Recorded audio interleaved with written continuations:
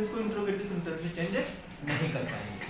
मैंने पहले बताया था कि सिंपल सेंटेंस और उसका नेगेटिव सेंटेंस। सिंपल सेंटेंस में मैंने बताया था कि प्रेजेंट इंडेफिनिट का सिंपल सेंटेंस और पास्ट इंडेफिनिट का सिंपल सेंटेंस, ये दोनों सेंटेंसेस में कोई भी हेल्पिंग वर्ब नहीं होती है ना। तो दोनों, पहला सेंटेंस जो था प्रेजेंट सिंपल, उसमें मेन वर्ब की फर्स्ट फॉर्म का यूज हुआ था।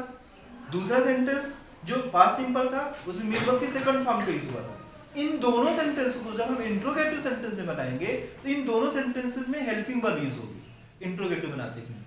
ये देखो, इंट्रोगेटिव सेंटेंसेस जो होते हैं दो तरह के होते हैं। पहला इंट्रोगेटिव सेंटेंस होता है जिसका आंसर जो है, इंट्रो कोई क्वेश्चन पूछे उसका आंसर यस में हो या नो में। जैसे मैंने पूछा क्या आप हिंदी बोलते हैं, क्या आप अंग्रेजी लिखते हैं, do you right Hindi, do you read Hindi, do you speak English. तो इसका आंसर क्या होगा?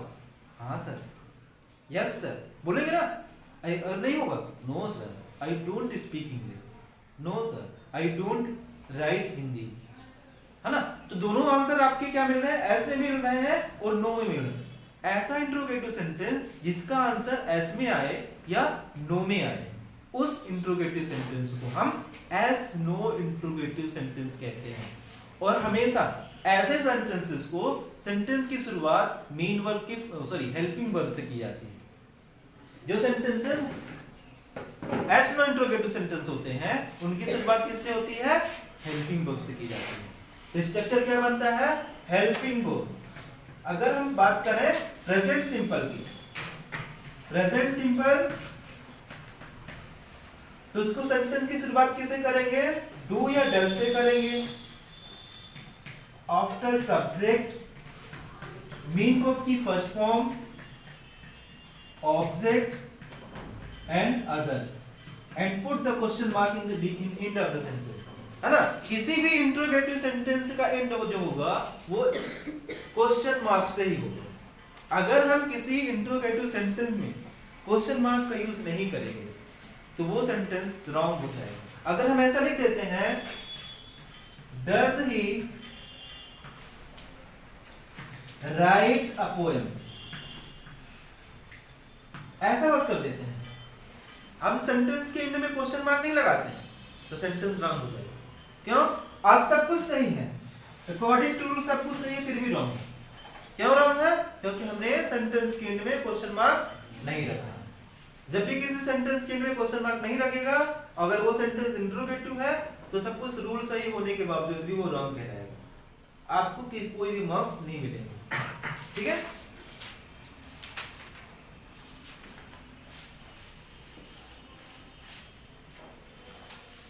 जैसे कि मैंने आपको बताया था कि सिंपल सेंटेंस बनाने के लिए according to subject main verb की फर्स्ट फॉर्म या फिफ्थ फॉर्म का यूज करते हैं, उसी प्रकार से इंट्रोगेटिव सेंटेंस, सिंपल सेंटेंस को इंट्रोगेटिव सेंटेंस में चेंज करने के लिए भी सब्जेक्ट के अकॉर्डिंग ही हेल्पिंग वर्ब का यूज करना है।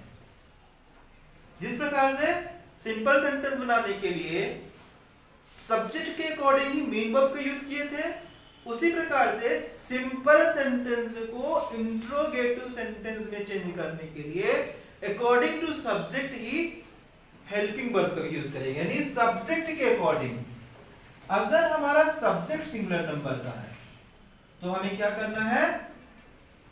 डज हेल्पिंग वर्ब से स्टार्ट करना है सेंटेंस। अगर सब्जेक्ट क्या हो? प्लूरल नंबर का हो, कोई भी सब्जेक्ट प्लूरल नंबर का है तो उस सेंटेंस की शुरुआत हमें डू से करनी है। कोई भी सिंपल सेंटेंस होगा, सिंपल सेंटेंस में सब्जेक्ट वर्ब की फर्स्ट फॉर्म या वर्ब की फिफ्थ फॉर्म, जिसे हम किसके नाम से भी जानते हैं? वर्ब की फर्स्ट फॉर्म या एस ईएस या आई ईएस के नाम से जानते हैं। उसके बाद ऑब्जेक्ट और अदर। अगर इस स्ट्रक्चर में सेंटेंस है तो इसे इस स्ट्रक्चर में चेंज करना है। तो अकॉर्डिंग टू सब्जेक्ट जिसमें एसईएस लगा होगा, है ना, तो सब्जेक्ट सिंगुलर नंबर होगा तभी में एसईएस या आईएस लगाते हैं। जैसे मैंने कहा सी फ्लाइज अ काइट। अब हमने क्या किया? सी जो है सब्जेक्ट है, फ्लाइज जो है मेन वर्ब है और अ काइट क्या है? ऑब्जेक्ट है। अब इस सेंटेंस को हम क्या करेंगे? इंट्रोगेटिव सेंटेंस में चेंज करेंगे। तो रूल क्या कहता है, अकॉर्डिंग टू सब्जेक्ट, यानी सब्जेक्ट क्या है सी, अकॉर्डिंग टू सब्जेक्ट, यदि सब्जेक्ट सिंगुलर नंबर है तो हमें क्या करना है, डज का यूज करना है। तो सिंगुलर नंबर सी है तो हमने क्या किया, डज का यूज किया, डज। डज के बाद क्या करना है, रूल कहता है सब्जेक्ट लगाइए, तो सब्जेक्ट क्या है सी, ठीक है। फिर क्या कहता है, root form of the main verb, लेकिन यहाँ पे रूट फॉर्म नहीं लगी हुई है, मेन वर्ब की फिफ्थ फॉर्म का यूज हुआ है। तो हमें क्या करना है, आईएस हटाना है और यहाँ पे लगाना है fly, does she fly a kite. अब क्या कहता है रूल, कि अदर वर्ड, ऑब्जेक्ट और अदर वर्ड के बाद सेंटेंस के एंड में क्वेश्चन मार्क रखना है। तो हमें क्या करना है, पुट द क्वेश्चन मार्क, तब हमारा सेंटेंस क्या हो जाएगा, does she fly a kite. किससे बना ये, सी फ्लाइज अ काइट हमारा क्या था, सिंपल सेंटेंस था, और इसे हमने क्या किया, इंट्रोगेटिव सेंटेंस में चेंज किया। तो हमने क्या बनाया, does she fly a kite. इस तरह से हमारा क्या बना, सिंपल सेंटेंस इंट्रोगेटिव सेंटेंस में चेंज हो गया। अगर हम प्लूरल नंबर सब्जेक्ट लेते हैं,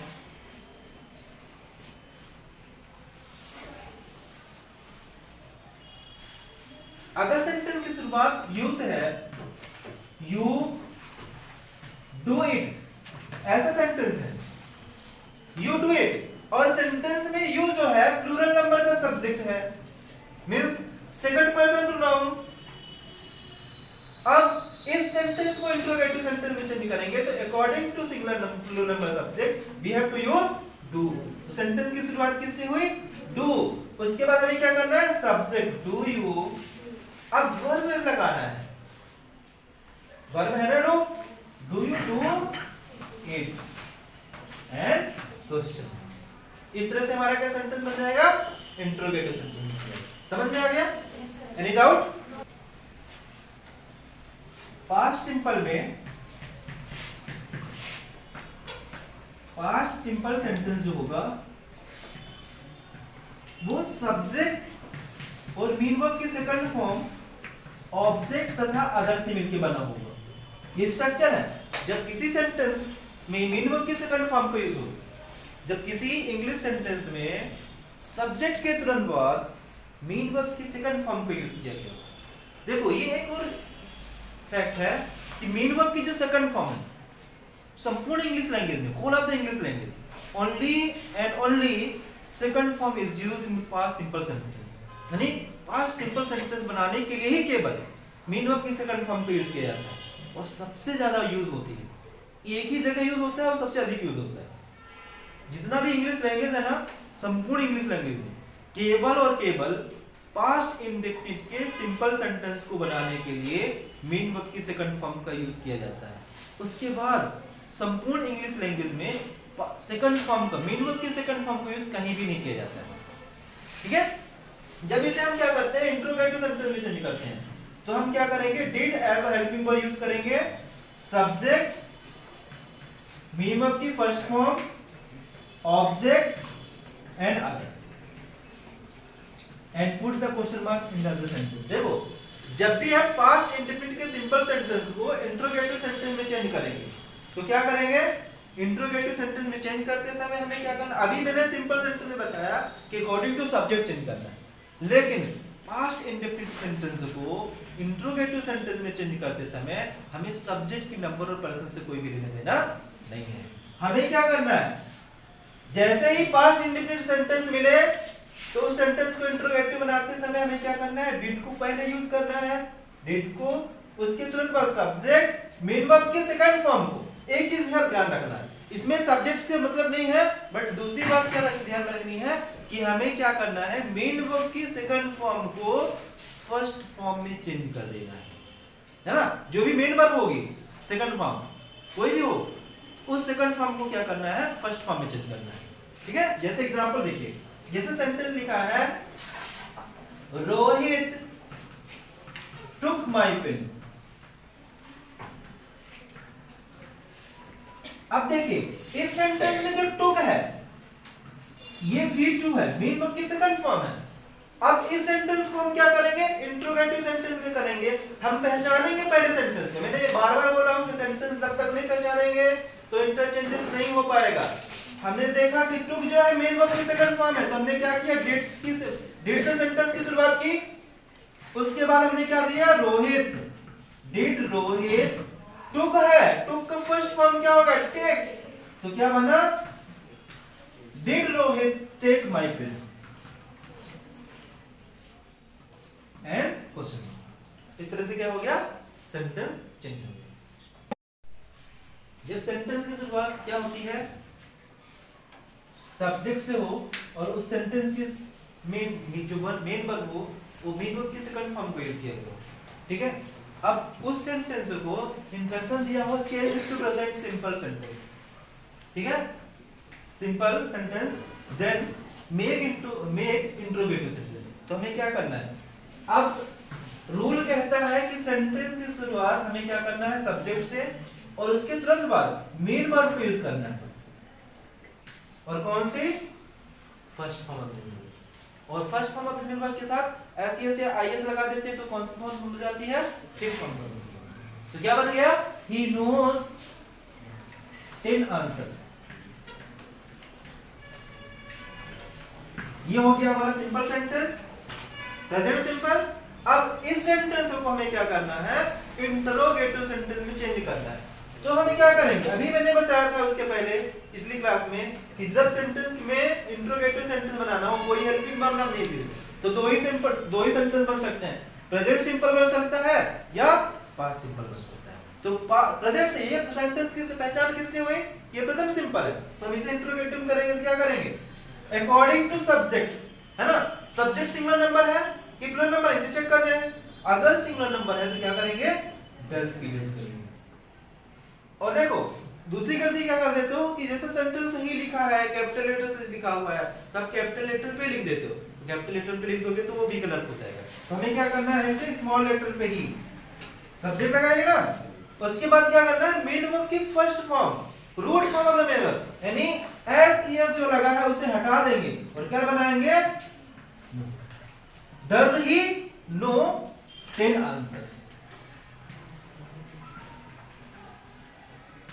और सेंटेंस के में क्या करेंगे, क्वेश्चन मार्क। अगर क्वेश्चन मार्क नहीं लगाएंगे तो सेंटेंस कब भी रंग हो जाएगा ना, इस तरह से क्वेश्चन मार्क लगाएंगे। आगे समझ में, एक और करिए आप,